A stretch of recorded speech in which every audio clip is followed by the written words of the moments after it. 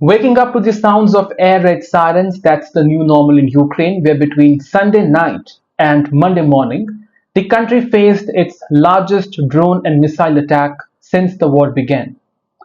Over 350 drones and nearly a half dozen cruise missiles rained down on Ukrainian cities, injuring civilians and killing at least 12 people. The entire regions were under threat and the skies lit up with the explosions.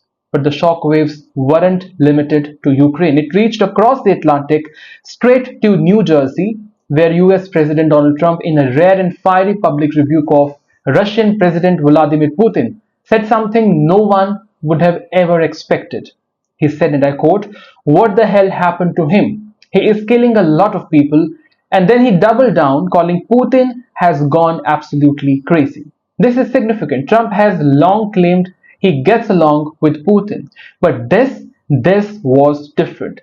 Trump seemed genuinely rattled.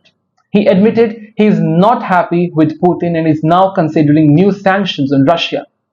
The Kremlin did not ignore the jab.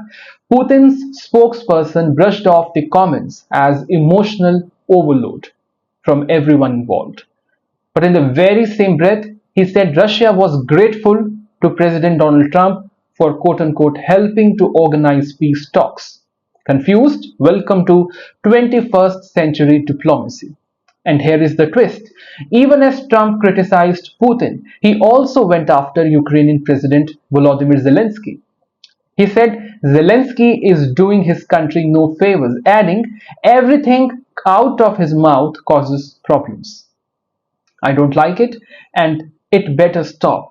It was a slap on both sides, Russia for the violence and Ukraine for the tone. So where does this leave us?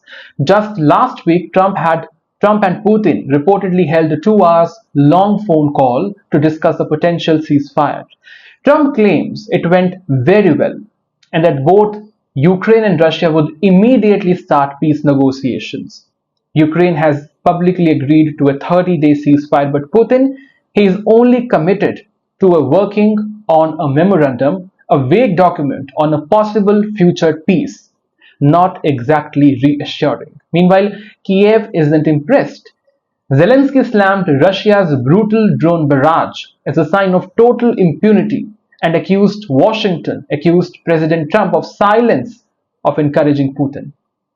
Ukraine is urging the US to impose tougher sanctions and to pressure Moscow harder into a ceasefire.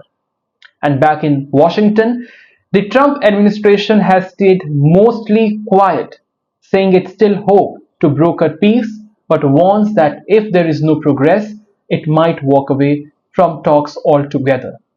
In the background, Russia still controls about 20% of Ukraine, including Crimea, and despite last week's prisoner swap and Istanbul hosted talks, the truth is there is very little actual movement towards peace.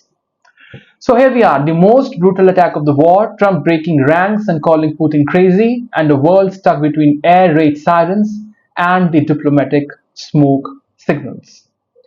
The war isn't just about borders anymore, it's about broken trust, shifting loyalties, and leaders losing patience.